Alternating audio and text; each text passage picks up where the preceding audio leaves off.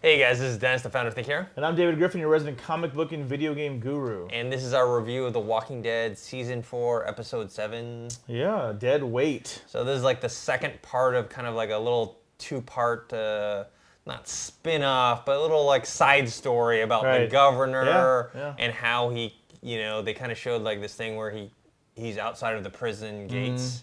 And then, so now they're showing how he got there. And so we finally, this episode kind of catches us up to that point and shows how he assembled a new, not family, but a new... He's got a new squad, a new team. He's got a new, That's one thing, though, that, I don't know, from this episode and the people that they kind of had, they didn't seem the type that were...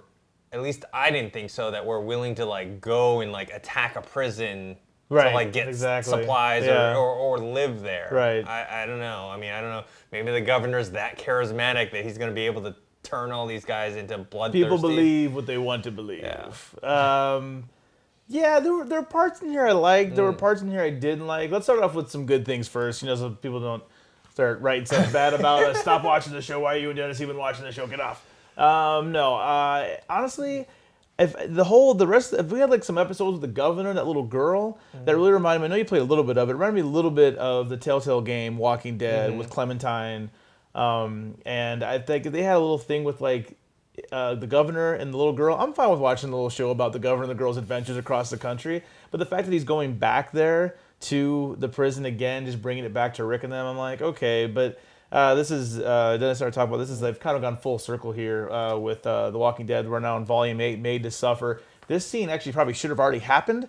We know that he's going to go to the prison. Yes. And there's some story, I won't spoil anything, but there's some stories in here that they're building up to that took place from Volume 8, which I thought they were just going to skip over, I assume. Looks like now they're going back to it. So, well, I thought they were going to happen the end of last season. Right, yeah, right. I thought this big mid-season finale, if you saw the trailer for next week's episode, shows a bunch of scenes that I thought were going to happen at the end of last season. That's why it was kind of disappointing last season when nothing that big happened. And now they're doing it here. Yeah. So that kind of got me interested a little bit. Does that get you interested? Does it get you excited about at least the hope for future episodes? Well, I'm excited that hopefully this mid-season finale will end this whole prison storyline. Like, I mean, I'm guessing, speculating that the governor is going to die in this next episode. I mean, I don't know if he is or not, because I thought he was going to die at the end of last season, and he didn't.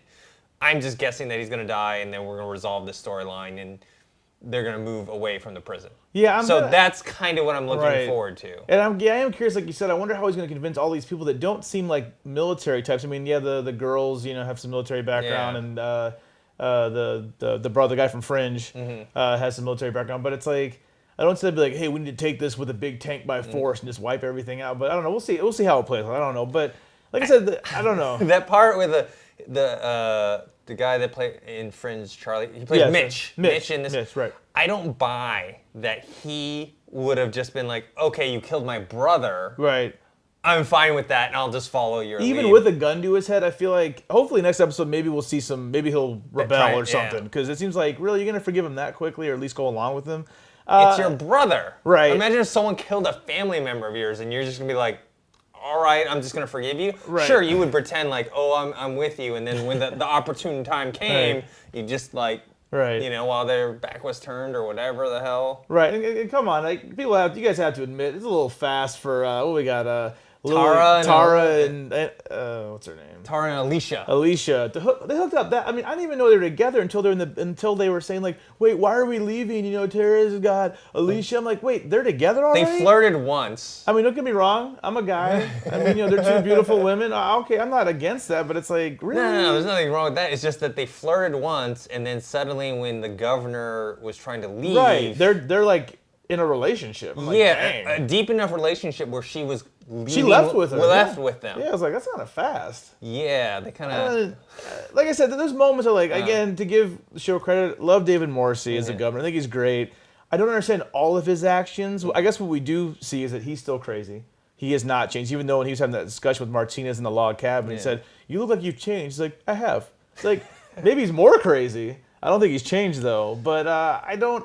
Like I said, if they went back to the prison, had a couple episodes throughout the season with the governor and a little girl on some adventures, I would actually watch it. I kind of like the little girl; she's cute. I wouldn't mind seeing that, but I don't know about. Well, it's his new daughter. It's his new daughter. I'm fine with seeing that. But and then at the end, he kind of like saves her, but it was like almost callously. Like now he's on this revenge tip again.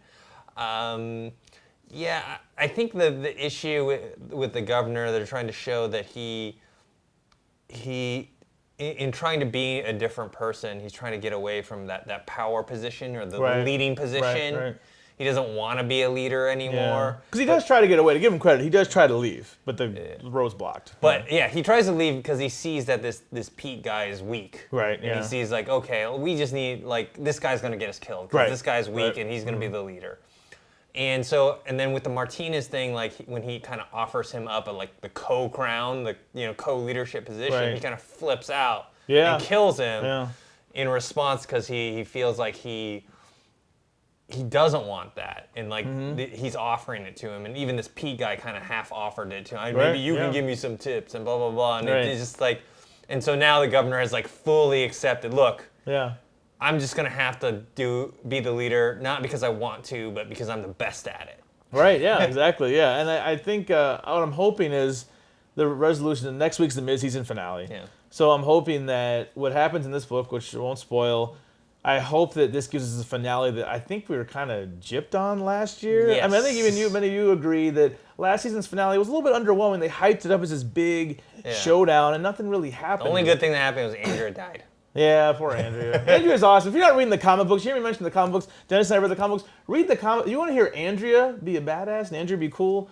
Read this comic. Andrea is awesome. But not. She's still living. Show. But yeah, but not on the TV show, and she's dead. So that's a shame. But I hope this mid-season finale next week gives us the finale we were looking for. I have a feeling that I'm probably gonna, out of all the episodes so far this season, that the next episode is the one I'm gonna like the most because I feel like I hope so. This is what they've kind of built to from even last year. Yeah, exactly. Yeah. So they, hopefully there's no stretching the storyline this episode. Yeah, right. I mean, if this mid-season finale ends with some sort of cliffhanger and the story's not resolved, particular story's not resolved, I'm gonna be upset. Yeah, so hopefully this delivers. It gives us an exciting finale. Maybe, like you said, maybe the prison just resets the board. We just go to a different location now, which was something I love about the comic book.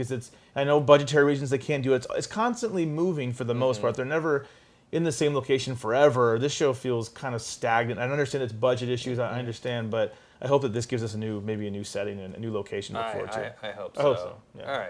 All right, guys, so that's what we thought of the episode. You can post your comments below on the website, thinkhero.com, or on our YouTube channel, Think Hero Pro. Make sure to subscribe to that channel. You can also check us out on Twitter. If you want to talk to Dennis and I about Walking Dead, tell us, David and Dennis, you should like this show because, or I agree with you, or I'm kind of on the fence. Let us know what your thoughts are. If you're reading the comics, let us know, if you like how the adaptation's working. We're at Think Hero. I'm at Griffin DE. And we also have a Facebook page. That's facebook.com/ThinkHeroFans. Make sure you like that page and, share our videos on Twitter and Facebook and any other social media outlets. It really helps us out. Yeah.